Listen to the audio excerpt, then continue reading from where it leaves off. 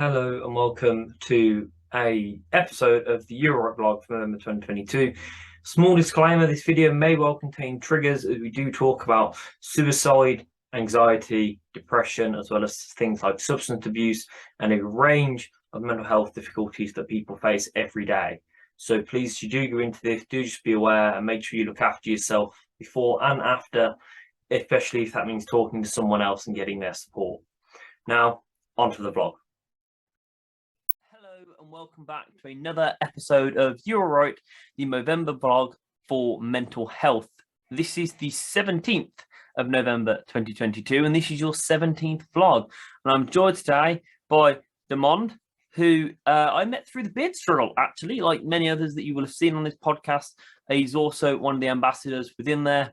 And he's come on here today to talk about anxiety and depression with me. So in typical fashion, I am just going to hand immediately over and share any sort of responsibility to keep talking here.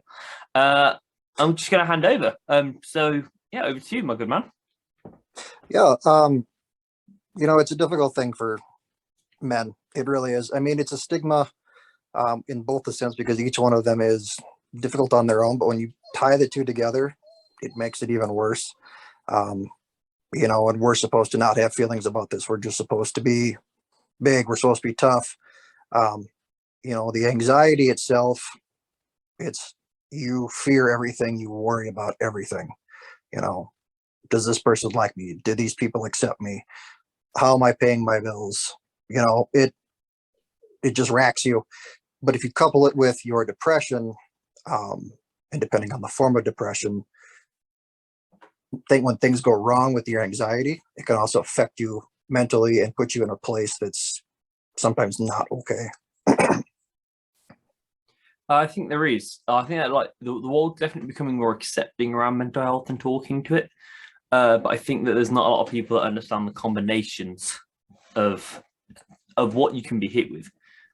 So to carry on down the route of what you're on about behind anxiety and depression, actually having this this fearful anxiety that you have doubled up and potentially encouraged and worsened by a depression within yourself can become quite dangerous.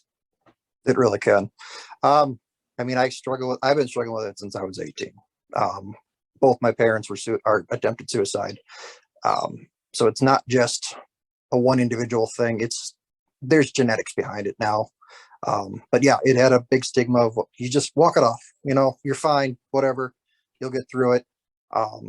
It's taken me a long time to find the right medications to keep myself in a balanced place. And there are still some days where it's not okay. And I think that's, that medication is in like half the battle. Medication is not necessarily a bad thing ever.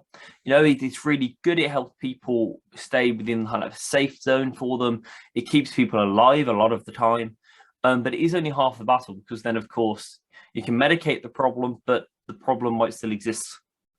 And I think that's where like the talking aspect comes in. And like you say, it's hard sometimes to talk. It is. No, medication is definitely just part of it. I says for some people there's therapy, but there's also, if you can find somebody close to you that knows you well enough, just somebody that's there to listen and talk. And you can find that within our group too, with the beard struggle. There's tons of people that'll listen to you. So I see it quite regularly, people that are commenting, go, had a bad day, this has happened. And it's just comments and comments of support and love. And sometimes I do read it, and I will be honest, I do read it, and it does make me wonder, do they have people in their life they can do that to? Like, they've come to us, a bunch of, let's be real, random men on the internet, right? Unless you realistically know each other any more than that group, we are just strangers to each other. But yet we're still willing to happily confide with each other because we know it's that sort of safe space. Yeah, there's a different sense with an outsider. When you've got people that are very close to you that know what you're going through, sometimes they're just going to tell you what you want to hear. Mm-hmm. Because they don't know how to deal with it anymore. They deal with it on a daily basis with you. But when you're reaching out to somebody you don't know, it's different. It's somebody you feel like is actually listening. Yeah, sometimes people do just nod, and then, you can tell, I'm really anxious about, let's say, for example, you go and start a new course of a school or a university or a college. You go, oh, I'm really nervous about going to do that. I'm really anxious about going to do that. And then you tell normal, like, people that might know you, and they might go, yeah, but you're anxious about everything. Oh, you're nervous anyway. And I don't know about you, but that'd be a debilitating blow to hear that. Would be. Like, And it can be because these people you're depending on are going, you're always like that.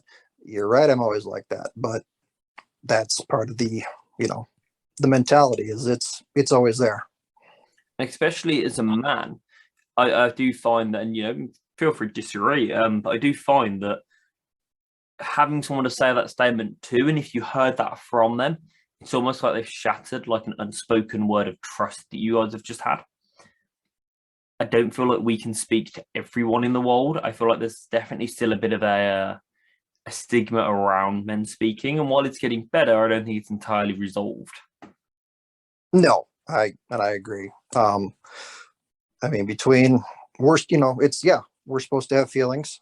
But we were told, we were raised the way to, nope, you just push it all down, you bury it. Mm-hmm. Well, it has consequences when you bury it. Because the more you try to keep it down, it will eventually come up. And when it comes up, it's everything all at once, everything you're frustrated with. Yeah. And the person or people around you are going to go, what? And be like, why? Where'd that come from? And it's not the case for everyone, but that's normally how people get into ruts and actually become like severely depressed. Is stuff happens and they just, they push it down, and suddenly they're no longer pushing it down. It's now weighing itself down. And then that weighing yourself, that lump of all this negativity that you formed, all this, what could have started, this isn't for everyone. Some people do go through very traumatic events that leads to severe depression. But a lot of people out there will also have started with just a certain sadness in their life that's got bigger and bigger, and it's combined, and now it's out of control. And I mean, for some aspects, anxiety is a very wide spectrum of a word, because you can be socially anxious, you can live and be anxious, you can be anxious towards certain events, anxious towards work. There is such a wide breadth. But actually, sometimes if you had the ability to go, oh, I'm really nervous to go and do this today, and someone reassures you, there's a chance that actually while you are anxious, that anxiety doesn't build up. Yeah, I mean, it's a matter of keeping your own mindset against it. You have to be able to recognize it yourself, which is kind of the biggest key. But you also need people around you too that will understand, and they go, hey, I know you, this isn't you. But the big part is trying to keep it, focus of it on your own and just keeping track of it, where you can reach out to somebody and go, yeah, I'm not feeling okay. Or they can say, hey, this isn't you, what's going on? I'm just curious for your opinion. Like you said there, we have to recognize it as well. Do you think there's like a coherent, that's definitely the wrong word, but oh well, like something that we have as men that essentially tells us that we shouldn't recognize it as well? Something that I don't know how otherwise to word than that. Do you feel like there's like a soul-driven part that almost tells us to ignore it? Yeah, I mean, it's that ego part for men. You're just supposed to. You're telling yourself, no, there's nothing wrong. It is what it is. This is how I am. I'm moody and broody. You don't have to be. I think it's definitely something that out of all of these videos, of course you haven't seen the majority of them yet. I've seen all of them, and and the people up to this point will have hopefully seen 17, including this one. But a massive thing that comes is actually how much of this journey is caused by men not realizing about themselves, and that them. And also, to an extent, people reach out and they go, oh, I've noticed you're a bit off the pace recently. Are you okay? And, the men say the typical words, no, I'm fine. Yeah, I'm fine. Yeah, no, I mean, and there's a quote out there now that I've seen a lot that, it's, you're not okay, but it's okay not to be okay. Yeah. And you know, I think that there's kind of like there's a lot of men, and I'm one of them, right? And it's probably not great that I say this statement, but I'm going to go with it anyway, because the vlog was almost called this, funnily enough. I'm someone that I believe that I'm so busy in my life, like with my job, with my volunteer commitments, with everything that I actually do, that's when I'm not okay, it's not okay for me to be not okay. And I've got myself into that mindset. And I very almost called the vlog series "It's Not Okay to Not Be Okay." And funnily enough, upon review, it was like, maybe not. Maybe that wasn't my smartest idea. But I do think it's like, you know, that not that it can be stopped. You know, if it's going to happen, it's going to happen.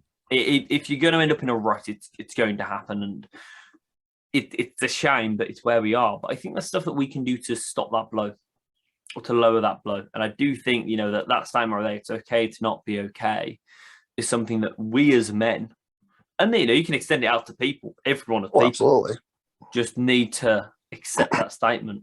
But not only about yourself, but about others. No, you're absolutely right with that too. So yeah, it's great if I'm like, you know, oh, it's okay that I'm not okay today, but you tell me tomorrow, and I go, well, actually, I need you to come and do this today, though. I think the world's moving that way, but could do with moving a little bit quicker. We can only hope. And of course, you know, we if you can't tell by the accents, we are in different parts of the world right now. 'Cause I definitely have a very varied accent to yourself. So I like to think I do. I've never heard myself externally. You know, but of course, then it's different everywhere you go. Absolutely. I don't know how it is where you are, but generally where I am, you know, it might just be the circles that I'm in, but the area is really good with mental health provision. It's, you know, everyone, there's community groups, there's like coffee meetups, and there's online forums, all inside my local community. I don't know what it's like for you on the other side of the pond, so to say. I know in Minnesota, it's become a very widespread topic. There's a lot of places you can go, a lot of people you can talk to. You know, there's bigger awareness, at least in Minnesota. So, and I guess just kind of have to hope that it all goes that way, don't we? We do. Around, you just kind of close it back to where we started. Around anxiety and depression, is there any like final remark, anything like that you'd like to say around the subject? It comes right back to that quote, you know, it's okay to not be okay. You know, just know that you've got people that are there for you. And I think that there's no true words that are spoken. And Movember UK, what all of this is for, or Movember, I say UK, the Movember Foundation is actually what all the fundraising goes towards, and everything that comes out of this, and what I'm doing this month, and what we're all doing, all 30 people that will be involved in this, plus me and everyone else that's involved in all the background. We're all doing it because there's people out there that may not actually have people to talk to, and they need projects that the Movember Foundation fund. And of course, it's a lot more than mental health. It's male health, the Movember Foundation, specifically around testicular cancer and prostate cancer. But you can go and look at their projects. If you can afford to, it's a very trying time in the world, and it's currently when I'm recording this anyway. If you can afford to, please do consider donating at the link wherever it is on the video. It'll be somewhere fancy, maybe, I don't know, but please do consider it, and check out the rest of the series, and reach out if you need to talk, really, because that's what we're here for, or that's what this entire thing is about. I mean, if I haven't sold you that message yet, that this entire series is about talking, maybe I need to change what I'm doing. But thank you for coming along, Daymond. It's I very much appreciate it. Like I said, absolutely, it was a pleasure.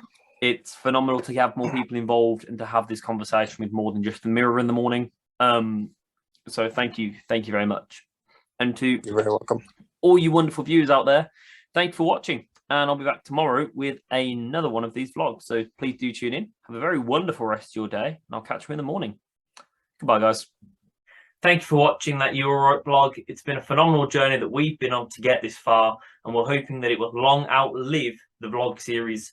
But it's not over there. there is more to be done, and there is a donation link to the Movember charity inside the description. If you can donate, please do consider it, or even if you can just spread that link far and wide, get as many people to donate as possible, that's also fantastic. We are actively making a change, and you're part of that. So thank you. I'll see you tomorrow.